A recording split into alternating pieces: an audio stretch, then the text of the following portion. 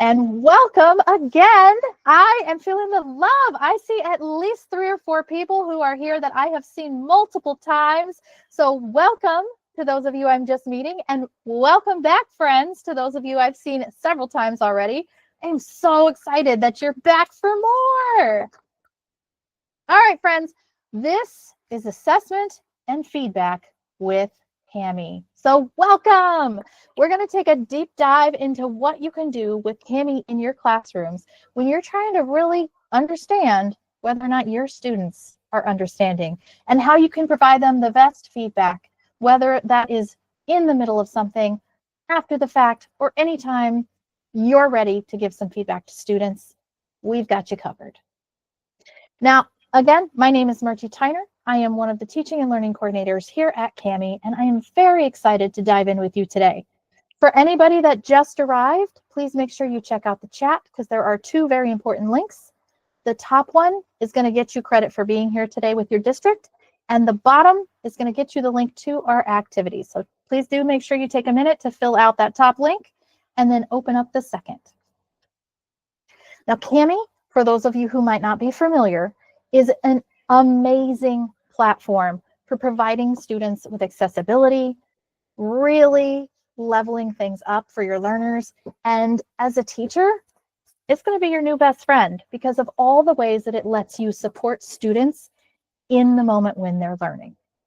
Now, if you're familiar with Cami, a lot of people kind of discovered it during the pandemic, and it's best known for being an annotation tool. So if you're familiar with Cami as a PDF annotation tool, I want you to know, yeah, it does that, but it also does so much more, because annotation is just coding language for all the things you can put on a digital page.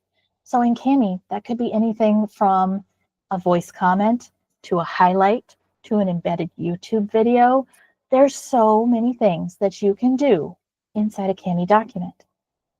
And Cami is like having a digital copy machine because it brings your activities into the platform and it flattens them for you. So what that means is, if you've ever been like me, I used to do all of my digital notebooking with students inside Google Slides. Cami works with all things Google: Slides, Docs, Sheets. So if you're using those materials, know that you don't need to reinvent the wheel. So flashback to probably about 2020, 2021, I'm giving all of my students assignments as Google Slides. And what happens? The last 6 math problems get deleted. The pictures get resized. Suddenly things are missing, if you know what I mean. Does that ever happen to you? Or maybe it's collaborative. Students are working together and then someone thinks it's really funny to change somebody else's response or make it something really inappropriate and try to blame them. These are real situations that happened in my classroom that I had to deal with. But with Cami, I don't have any of those headaches, because in Cami, I can take those same documents that I've designed or that my district has provided, or the curriculum that we've purchased, and I can give it to students exactly the way it's designed for them to learn on without that hassle. So it really is a fantastic all-in-one platform for supporting your learners. Now, some of you have been here through multiple sessions, so apologies if you're having to hear some of this information again. But for this session, I really want you to focus on this question. Think for a minute and reflect about your last school year. Were you spending more time preparing or more time connecting with your learners? Here's a picture of me as a teacher. Now, I had the best intentions, but for me, I'm an over planner. I always prepped more than I needed. I always had more than we could get through in a period.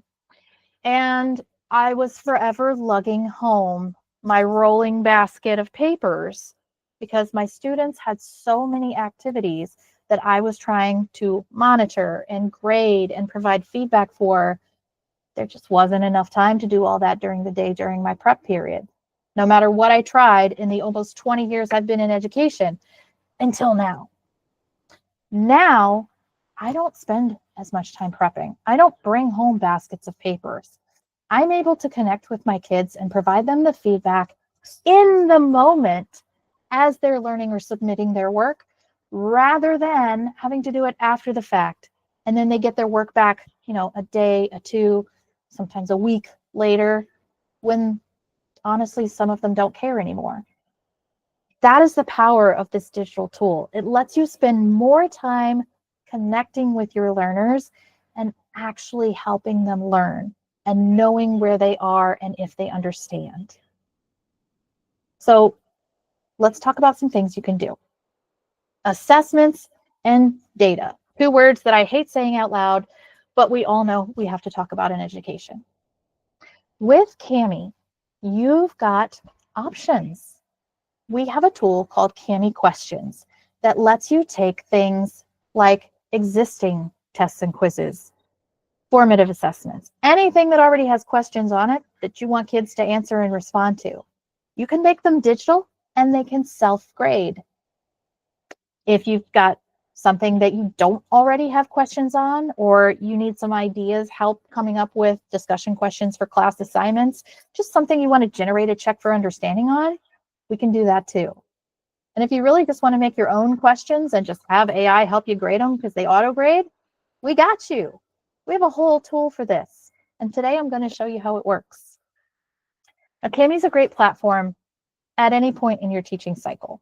So whether you are prepping a material and making it more accessible or interactive, whether you are watching your students learn and assessing them grading with these auto grading things, or whether you need data with the click of a button, Kami's got those options. Quick housekeeping. You have to have the Kami extension in order for this to work, because without the Kami extension, you can't assign these to students.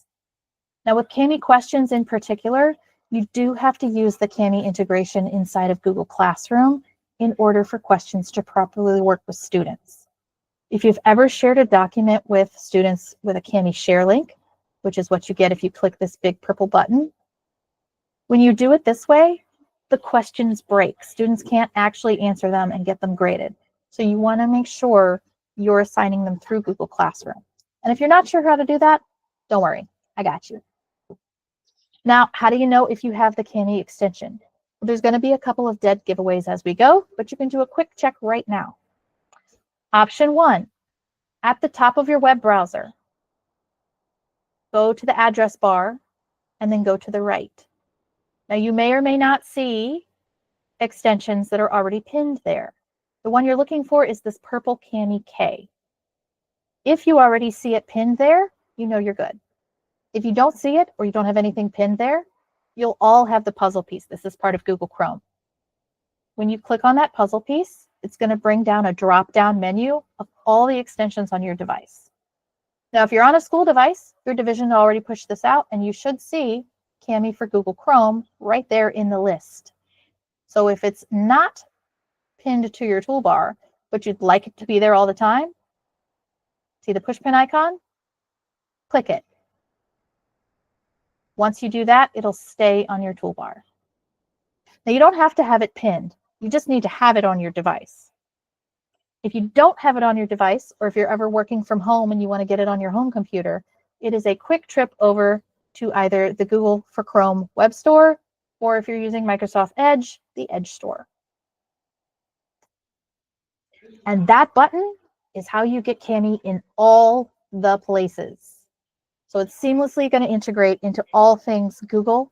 It's going to be right there in your toolbar up at the top of your web browser, so you can quickly access the Kami dashboard, or find it in any of your favorite places you might be getting resources, like Kami for Education or Teachers Pay Teachers, or all sorts of other places. Now, let's dive in. We're going to try some things. So if you would, I am going to drop this link into the chat. Actually, it's already pinned there. And thank you, Jose, for dropping it again for everybody. Here it is one more time, just in case you need it. Now, this is called a Kami share link. Maybe you've done this with students before, where you've shared a Kami document by clicking on the big purple share button. Oops, sorry, I double-clicked. And it brings up this menu. This menu is a quick access way to get somebody onto a Kami document. whether it's collaborative, whether you're just giving them view access, or even creating an individual copy that they're going to get. But if you use this link when you've done something with Questions AI, the questions will not work. Okay, so that's important to know. But also important to know, if you're not needing to use Questions AI and you just want to be in Kami, that Kami share link gets you quick access. It is not case sensitive, but you do have to have the hyphens. All right, now, hopefully you are already there. So let me leave this right here, and let's talk about what's on this page. If you didn't take a moment to click on the link that is in the chat to sign in and get credit for being here from your district, it is also right here on the top right for you. And this page is going to be your one-stop shop full of resources later. But as you can see from our agenda here, we've got some exploring to do. We're going to collaborate, and then we're going to talk all about assessments in Kami. Formative assessments, summative assessments, on-the-fly checks for understanding, whatever you got. We're going to talk about how to prep those materials, how to properly share it with your students, and then how you can do feedback and grading. So that's the plan for today. So here we go. Now, in just a second, I'm going to ask you to head over to the tab where you can see our document.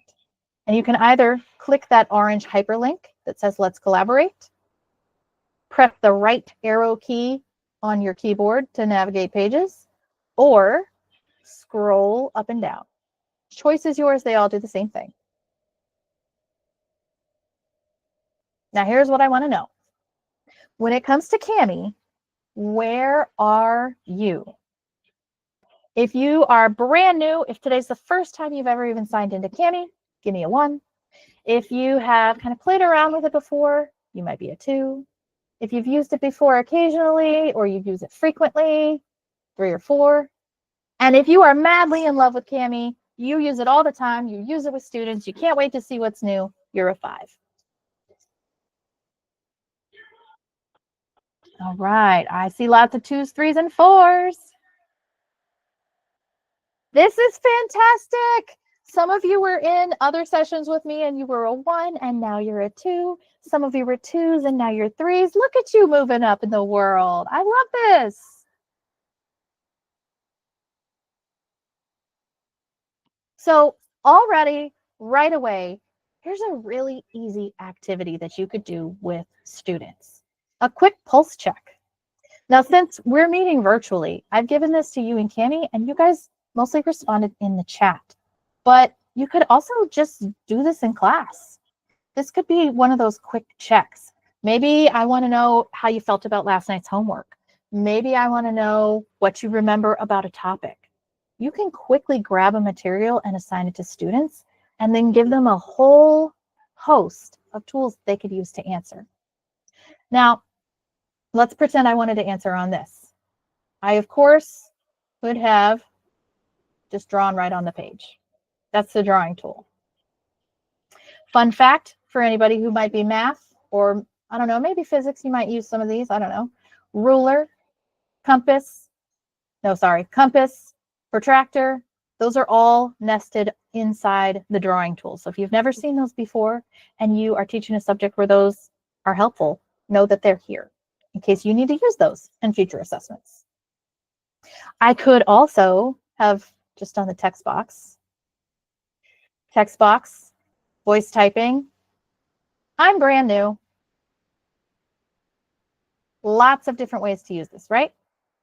What about your visual students? What about if you've got somebody who needs to write things by hand and they've drawn a lovely picture or they've done some sort of assessment?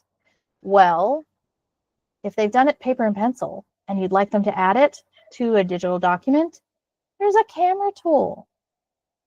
Now, I don't have anything to write on handy, but I do have my lovely mug of coffee right here, so we'll pretend that that's me with a piece of paper. You could literally have them drop the piece of paper here so that you have a digital copy. And you know what? Let's take my face out because I'm making a goofy face. Let's just get the coffee mug in there.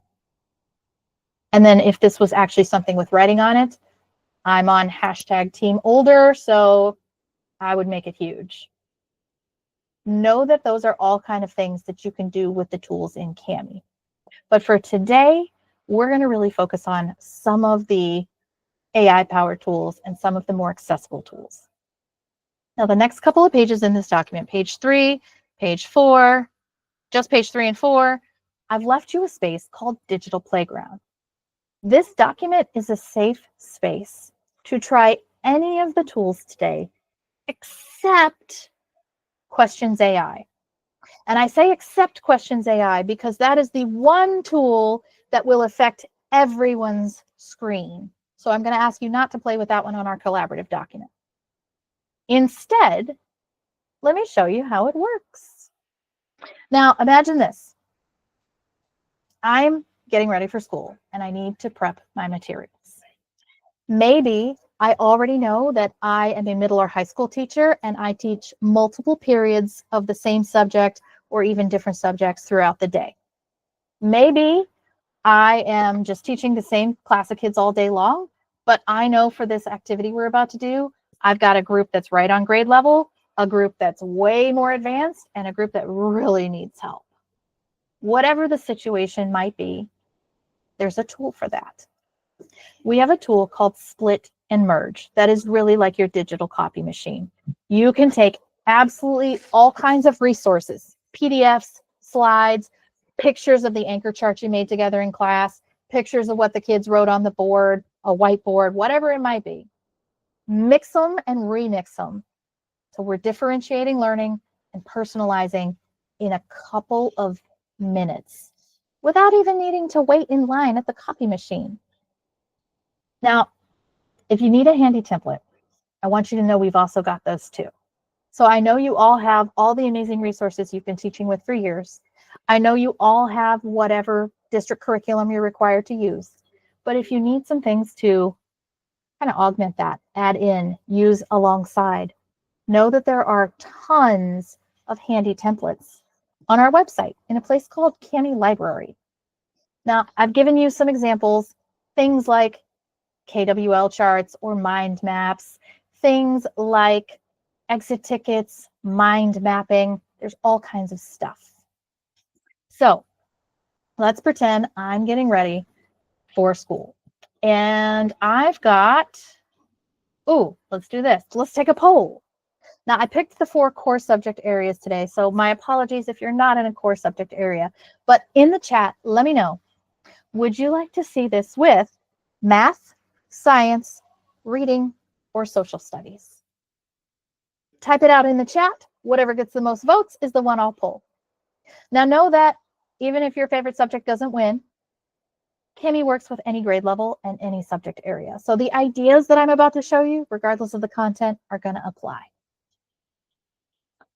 All right, I see science, math and science, reading, science, reading, reading, reading. 1, 2, 3, 4.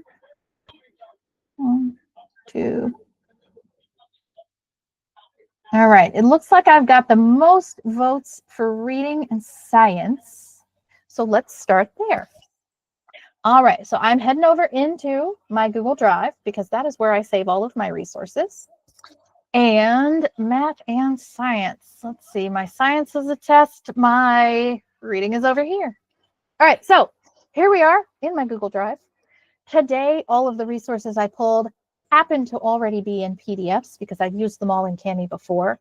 But fun fact, Kami works in all the Google things. So for example, that agenda where we're all playing, if you notice, it started as Google Slides. So if you're ever in your resources, let's say I'm in a Google slide, and you want to bring something into Kami, that button lives right here. It's right next to your Google revision history in most cases. So right here. One click, and it goes from Google into Kami. Now, since I've already got a PDF for reading, this is literally just district curriculum. If I'm looking at the preview in my Google Drive, I'm going to hit open with and then annotate with Kami. If you're not in the preview and you're just, say on the list of things, you can get here with those 3 little dots. I like to call it the skinny snowman. and then choose Open with Cami. They do the exact same thing. Once my document opens in Cami, now this one, pretend you didn't see anything, nothing to see here. I'm going to delete everything that's already there because we're pretending we're starting fresh. So here we are on my brand new Cami document. It is all about annotating argumentative text. So we've got the basic, like, let's get set up for success. Here's our learning targets. Here's some things I want you to do as you're reading. Here's a space for notes. Text to read and break down. And then way down here, ghosting annotations. Let's get rid of that. There we go. Way down here at the bottom. All right, sorry, y'all. Pardon me while if this ever happens to you, where your Google Drive is just having a moment, I'm going to go ahead and export this document and get a clean copy of it. I'm going to say I want the original file with absolutely nothing else on it. And let me show you the other way to open a document in Cami. When you log into Cami, to the website, and just go to camiapp.com, this is the Cami dashboard. And from the Cami dashboard, you can open files that are saved in Google Drive. You can grab one of those handy templates from the library, or you can bring things in right from your computer. And since I just downloaded a brand new clean copy, I'm going to drag and drop it and have my clean copy. Now, your settings are probably already set to automatically save things on your Google Drive for you. I, unfortunately, sometimes have to work with Microsoft districts, so I have this extra step. I need to upload it to my Google Drive. All right, now we're set. Brand new copy. And as I was saying, all of the questions for this activity are on the last couple of pages. So let's talk about how you turn this into an assessment. First, let's talk Cami questions. Let's say, starting on page 2, when my students have to read, I don't want them to read multiple pages of text before we actually get down to page 5, where we're answering questions. I want to generate some checks for understanding as they're reading so I can make sure they got this. Here's what the Questions AI tool does. As a teacher, you have access to create questions in all kinds of ways. Your students should not. If you ever see a student screen that says this, it means those clever little geniuses have changed their profile. When students click this option, it should only toggle the panel open and shut for them to answer questions you have. Okay? Now, options. You can convert questions that already exist. You can generate questions using AI, or create them from scratch. You can type them out yourselves. This question type, create from scratch, that's been in Cami for years. But not this past school year, but the one before. That's when we added in Questions AI. So check this out. I'm going to start with generate. I'm going to start with the one in the middle because I don't have any check for understandings yet. So I'm going to choose generate. Now I'm going to choose the grade level. If this is an 11th grade textbook, but maybe I need some questions that are not on the 11th grade. Maybe I need them to be really far below grade level. You could do that. I'm going to go ahead and say grade 11. If you need multilingual supports, you've got those options here, but I'm going to leave them in English because I'm not multilingual, unfortunately. You can set a page range. For this one, I am just going to tell it to make some questions that are going to go to the page I'm looking at right now, which is page 2. Now, question types. You can get either multiple choice or short answer to start with. There are more question types available than just those, but when you're prompting the AI, these are the 2 you start with. You can also get up to 10 questions each time. So I'm going to go ahead and say, I just want 2 questions that are multiple choice. And then see right here where it says add more questions. You can get them in chunks of 10. So if you want 10 multiple, if you want 20 multiple choice total, you could have set this to 10 and then set this one to 10. I want 2 multiple choice, but then I also want one that's going to be short answer. So you could keep going, add more questions if you need to or want to. I just want a few. Now, I'm going to suggest don't stop there, because if you notice this little purple drop down, I actually have some more settings that I can customize. And this is my favorite part. When you click Advanced Settings, you can choose for those questions that you just asked for to be more custom. So with multiple choice, you can ask for different number of answer choice options. So if you've got those kiddos that need shortened responses, instead of 4 choices, they get 2, you could do that right here. If you need, this is a multi-select kind of question, I want you to come up with 6 different things for me, you could do that right here. You can also change the difficulty level. So remember earlier I selected this was an 11th grade text. If I want 11th grade level questions, I'm just going to say at grade level, which is the default setting. But if I need something that is either either above or below that grade level that I picked, I can change the drop down. If I want to change the depth of knowledge level, I can change that too.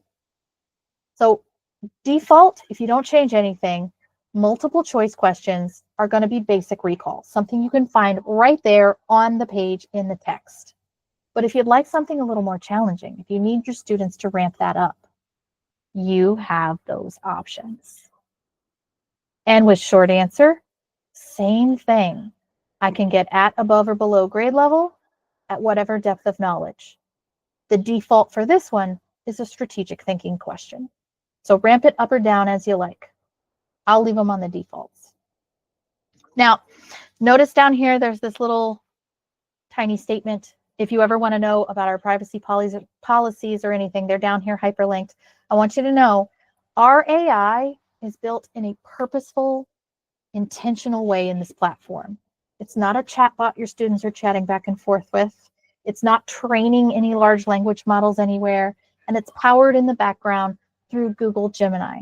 Currently, we're using Gemini 2.5 Pro. It's going to go to Gemini Learn, which is the Google for Education model of things. So know that these are safe and they are built in and you can use them. And so can students, but not for questions. Generating questions is just for you. When you click Generate Questions, it's going to scan through your document, depending on the length, how many questions you've asked for, that kind of thing.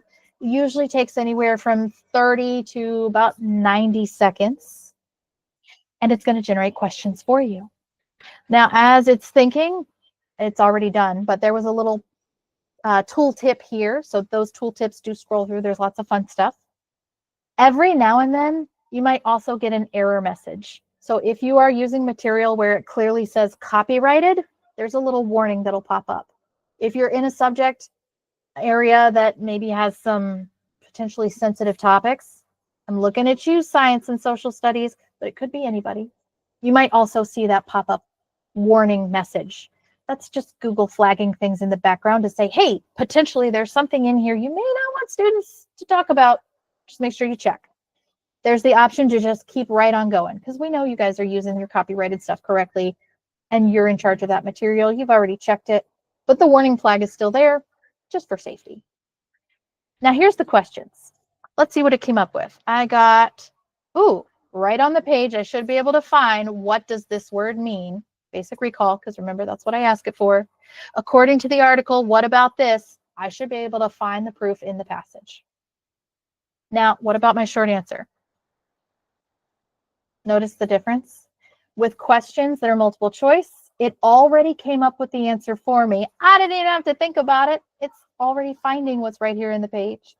And for short answer, it's come up with a list of short phrases or single words that might be in my student's response. So let's talk about how you score this. The default is for each question, 1 point.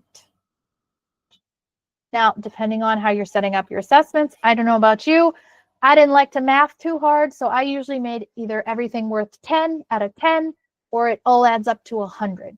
So know that if 1 point is not what you need, all you do is click on the question to expand the menu, Right here is where you can change that. So let's say this is, I probably should have made 4 questions because now I'm having to math too hard because 3 doesn't divide evenly. Let's say this is, we'll just make it 10 points because why not? You can use the arrow to go up or down. You can just type, whatever you want to do. If you like the question, keep it. If you want to change it, you want to add to it, do that.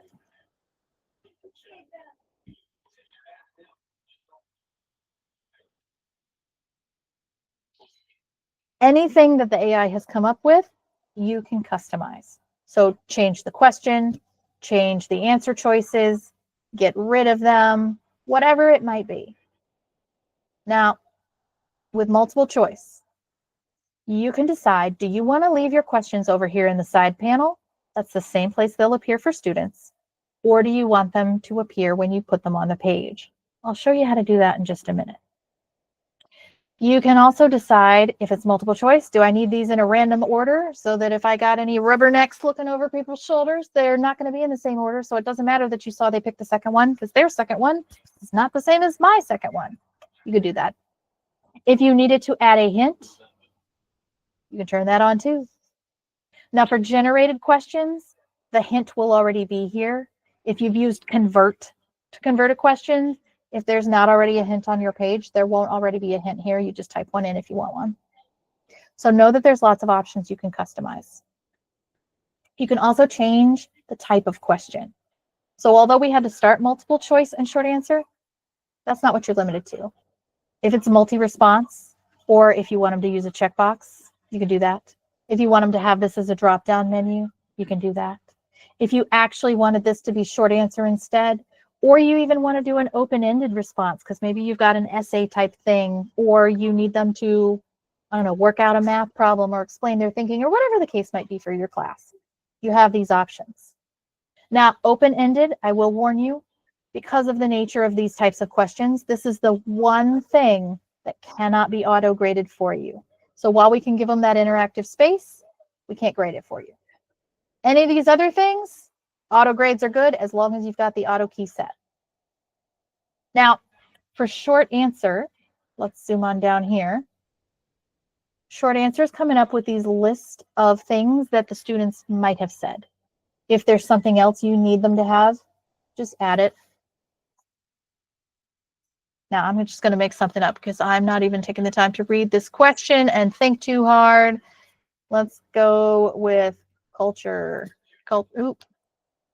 Helps if I spell it right. I cannot type and talk at the same time. Fun fact. Click the plus. It's now added as one of the answer choices, or as an answer that it's looking for, excuse me. Now, other fun facts. This tells me I asked for an at grade level question with a depth of knowledge level 3. That's strategic thinking. And this comes from page 2. After you've already asked for questions, you can't change these. But if you didn't like the question it came up with, you can put it in the trash can and just have it generate another question. Now, speaking of generating more questions, you can do that from 2 different places. From the bottom, underneath the last question, you've got the options, all those same 3 we started with. Add a question from scratch, use AI convert, or AI generate. Those are also on the top of the menu. So if you've got, 15 questions and you're looking at question 2, you don't have to zoom down to the bottom. You can just go right to this top corner, the purple plus, that's the same purple plus we saw on the bottom, or here's AI convert and AI generate. Now, since we've already generated some questions, but this is a resource that has questions already on it, way down here on these bottom pages, let's go ahead and generate questions. Let's see, where's questions? We'll go right here. Page number 6. This time, I'm going to go ahead and choose AI convert. I'm converting things already here. Now, you'll notice with convert, you don't have as many options because this one, you're not customizing. You're just asking the AI, hey, I don't want to hand type these out or copy and paste. Can you just go ahead and simplify my life and do that for me? You can convert questions on the document you are looking at right now, or If this is my student version, but somewhere else I've got access to the teacher version that has an answer key, you can actually have it pull from that answer key, even if it's not what you're looking at. Now, I don't have an answer key for this, so I'm choosing convert this document that I'm on. The only customization options you have for this is the page range.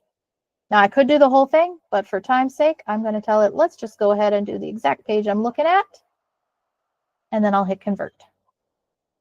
Now, remember, we already generated 3 questions. Those 3 questions are going to stay numbers 1, 2, and 3. Underneath that, all my converted questions from this page are going to show up. And here's that tooltip I was mentioning earlier. So there'll be handy tooltips as you go. Here's those 3 questions we started with. Scrolling right on down. Here is my question 4. Is the author successful at making blah, blah, blah? It's exactly what it says here. Hey, I didn't have to type that. I didn't have to copy and paste. Fantastic for saving me some time. Now, let's talk about options for displaying on page. Remember, you can leave them over here in the margin. But what if you want them actually on the page? And in fact, let's zoom in. Sorry, I didn't do that earlier. I could have made that a lot bigger, a lot earlier. There we go. Here's my question. That is question 4. I want this on the page. I want their auto space where it's going to auto grade to show up right here. I'm going to grab it, drag, and drop. Now this part, there is going to be a little bit of time I'm going to take to walk through to set this up for you. So know that you can adjust this box so that it fits on the space. I put it right over top of question 4. So there's question 4. Now here's my question 4 where the kids are actually going to type and answer this question. I said display the question on the page is on because I've covered the whole thing up. If you only want to show the interactive space, turn off display on page, takes it off the page, but show answer field only does that. So if I only wanted what was already there with the interactive space, that's show answer field. Okay, so if you had something like a graph, a map, a data chart, an image, a primary source, whatever it is that you didn't want to cover up, show answer field only is your friend. Okay, so that's the difference in what those look like. Now, you can also customize. If I leave this exactly as is, AI is fantastic at speeding things up, but it's not you. AI is going to look for exactly everything in this answer key spelled correctly. And right now, all of these things have to be in their answer. That might be what I'm looking for, in which case, fabulous. But what if it's just okay if they just say 1 or 2 of these things? What if I just really am looking for rhetorical strategies and counter arguments? And if they say any of these other things, well, that's great. If that's the case, where they can have anything on this list and still get it right, I'm going to turn on allow partial match. If I want them to have it all, turn that off. If it's okay to just have parts of it, turn it on. So this is the part that takes the longest. It's setting up to make sure that your answer key has everything set the way that you want it ahead of giving it to students. Now there's one other thing I'll show you that you can do. And remember when we were generating questions back up here, when it was this giant wall of text they were going to read? For this, I don't have space to drag and drop this question onto the page without covering up what they're supposed to be reading. So we've got something for that too. When you hover over the question after you've dropped it on the page, or you might have to click on it depending on what you've last done on the screen, you can get an option bar. So instead of displaying the full question, what I'd actually like to do is just have a question marker, kind of like an anchor. You could line these up down the side. You could say, you know what, the answer to question 1 is actually in paragraph 4. Let me put this right next to paragraph 4 as a hint. You can do whatever you want with it. You can also color code them, like, hey, stop, pay attention, stop sign. You got lots of options with this. Now, if a student is, say, looking at question 7 on the side panel, but then they click question 1. Notice when I click this question marker, it jumped me to the right spot. You don't have to worry about them clicking and answering the wrong thing. Now, speaking of, how do you know what it looks like for kids? Well, if you'd like to see a preview before you assign it, there's a little binocular right here that shows the student preview. When you click the binocular, it's going to open it as if a student would see it. So this is what it currently looks like for students. I've got my question 1, which will jump me to the right place on the side panel over here. And remember, down on question 4, which was way down here on one of these pages, I've got my interactive space where I can type. Notice when I clicked in it, it jumped me to the right place on the side panel. And it says, answer the question on the page. So I know I need to come over here, and I know I need to click in this box, and then I can type whatever my answer might be. Okay? I have other options like view the results. I haven't answered any of these, so I'm actually just going to click exit. So you can get that preview of what it's going to look like ahead of time. Now, remember I said, what if I teach multiple periods? If you teach multiple periods, there's a way to make multiple copies of this before assigning it to students. That's a tool called split and merge. A split and merge lives up here. There's a toolbox icon. Split and merge is the first tool on the toolbar. So that is the one you would want to click if you needed to make multiple copies of this. Now, let me get a quick time check and see how much time I have, because I don't believe I have time to go through how to actually do split and merge with you fully, but I'll show you a quick preview. All right, quick preview. When you hit split and merge, it's going to take a look at the document you're on, and then it's going to give you a button to open in a new tab. This is the split and merge interface. Now, there's lots of ways to get to it, but I used that toolbar icon right on the top of the document I was looking at. And it opened in this new tab.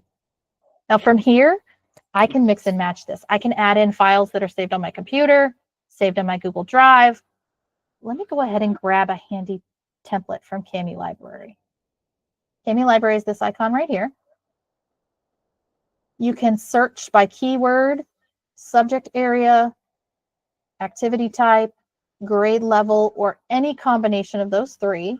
I want to grab an exit ticket. I'm just going to type the word exit and hit search. As you can see, I've got 52 different resources that popped up. I can scroll through, find the one that I want. I actually want this one right here. I'm going to choose open with Kami, and that adds it right here. Now you can keep adding in files. Maybe you want to bring in, the anchor chart or the slides that you used in class or whatever it might be. Add as many files as you need, and then click next. From here, it's drag and drop. If you're not sure what's on a specific page, there is an icon that looks like 2 arrows diagonally pointing away from each other. You click that. It brings up the bigger preview so you can actually see what was there. If it is something that you say, you know what, I actually don't need that page, trash can. You can customize your file however you need and combine files by dragging and dropping. Put it anywhere you like.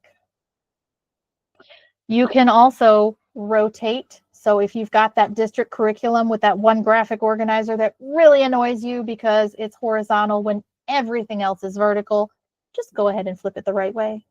And if you need more than one copy of the page that's in there, you can duplicate. And you can do that as many times as you might need. So get your file ready.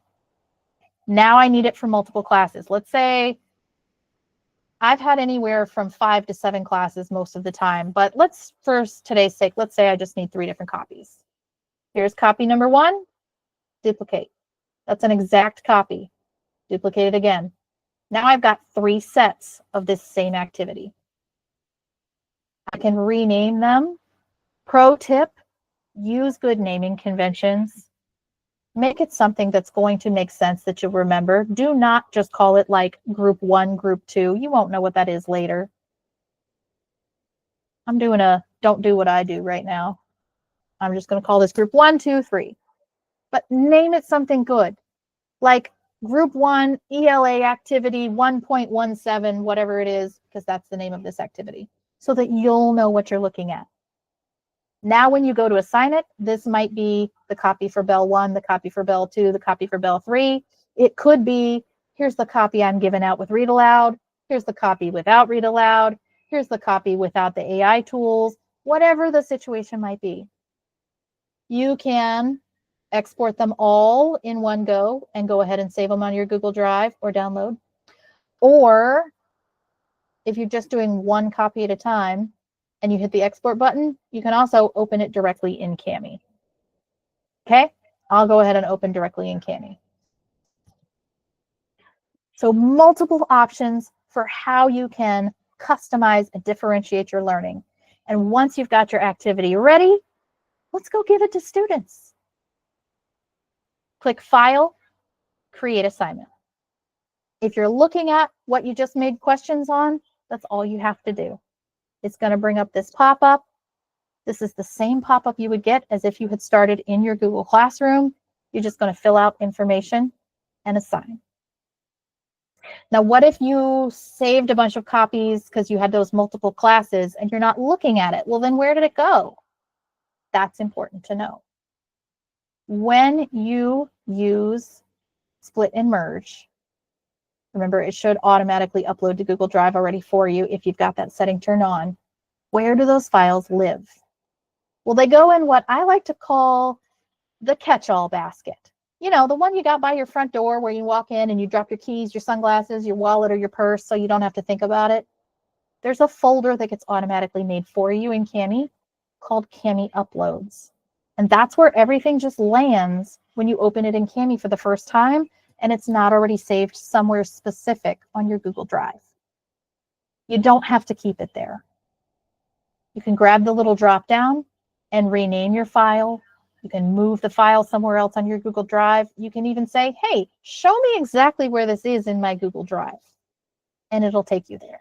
So know that although this is where it starts, that doesn't need to be where it lives. Now, I am, for today's purposes, just going to leave it right there, and I'm going to remember that I have named this one Group 1 PDF, because let's hop over to Google Classroom. If I'm in Google Classroom, I'm going to hit Create a Kami assignment, and here's that exact same pop-up. The difference is, because I started in Google Classroom, the file is not already attached for me. So let's give it a quick name. This is 1.17. We'll call this a test, even though it's not really. All you got to do is navigate to wherever you have that file saved. I'll do a quick search, so I'm not going to go dig and find my Kami Uploads folder, because that's where this is living right now.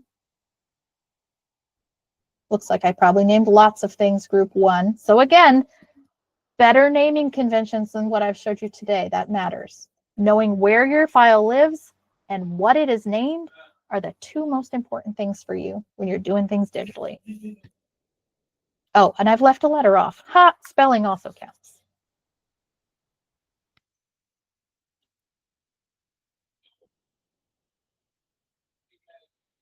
Now, normally it does not take this long.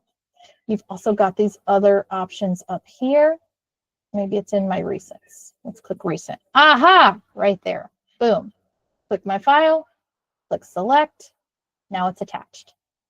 The default setting is individually assigning work, one copy for each student.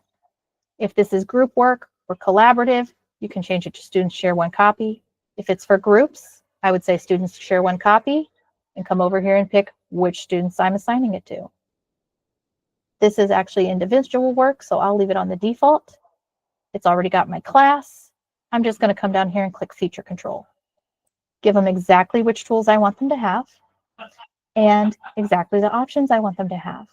Now for this one, I don't want them to copy and paste. I don't want them adding any extra pages. I'm leaving everything else on, and I'm leaving all the tools on. Click OK. Send Kami instructions to students is for having students install the Kami extension themselves. They don't need that. They've already got it. Adding links for mobile devices is not necessary, but it's nice to have. This makes it easier for students to get into the work. If they're on a mobile device, it creates a special little button that they click and get in with one click. If they're not on a mobile device, if they're on their Chromebook, if they're on a MacBook or whatever, it still gives them an extra button. So I always like to check that box. Go ahead and click Assign. And at the speed of my internet, this is now ready for my students to go.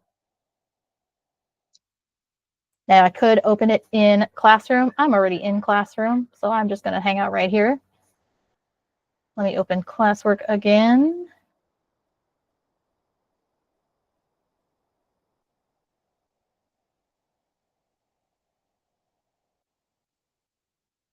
Oh, right. I was looking in my brain for group 1 and I gave it a different name. Sorry, y'all. Here it is right here. Now, that's how easy it was. The only reason it took us this long to get that test in is because I took my sweet time talking you through all those options. When you go to practice this, once you get some practice with those Kami questions, assigning things takes like 5 seconds. Now, we've been through, let me close some of these extra tabs. I don't need any more here. We've been through how to create those questions, how to assign it to students. There's lots of handy templates here linked for you. What comes next? We've set them up for success because we've used feature control. So, man, I did not come back to this at all. We already talked about that. What does it look like for students? That's where we are. Whew, now I'm caught up. Let me flip over to my student account and show you what your students are going to experience. Did I close it? Oh, I sure did.